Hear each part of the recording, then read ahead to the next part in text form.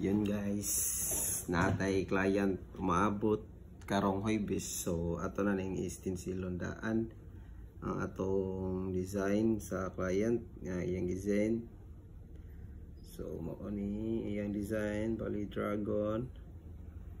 Mao ni iyang design pero bali cover up ni siya guys. Amo lang ibutang diri. Ako na siya gi-ready iyang design para inika ugma matik na bitsa na tato dili na may malangay sa pag-stencil, di ba? So kita-kits ta ugma pohon. Bye-bye. So diha mga angkol kay kuha na tag supply no sa atong kauban mawauwa mo nag-video. So mao to diretso na lang ta diri sa shop. So mao na atong client no mga angkol no nga si Sir Mike, solid client kini na to mga angkol kay sige na nagbalik-balik og patato na to ba. Naadyo mga customer nga musalig sa tuwa. Pasalamat kita ni Sir Mike kay sige lang jug balik og tato sa tuwa, di ba?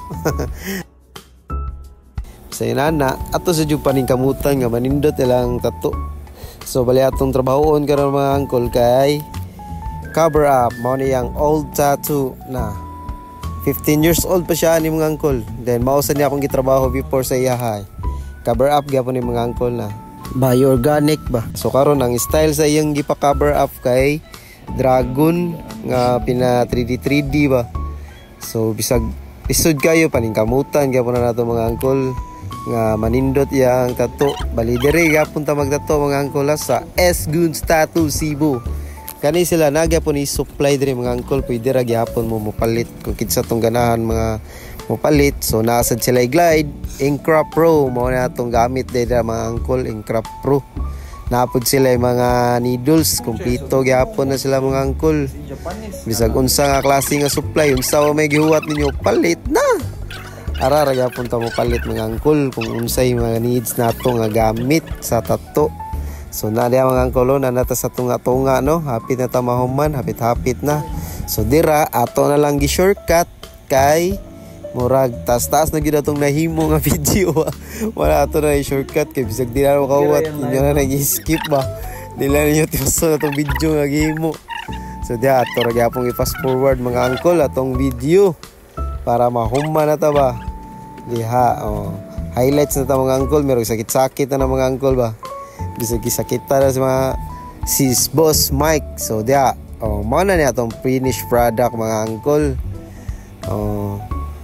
Bisag lisod paningkamutan nga manindot.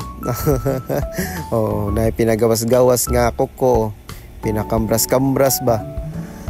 Ato sa zoom sad kay para makita po lang details ba. So mao na ni mga angkol no, inaot nga makauyon mo og sawa makauyon aw sorry. Ato na lang na diha mga angkol gawas yung kamot sa dragon ba. So, mao to mga angkol no. So, bye-bye, mwah-mwah. Chup-chup. Love you all. God bless. Mwah.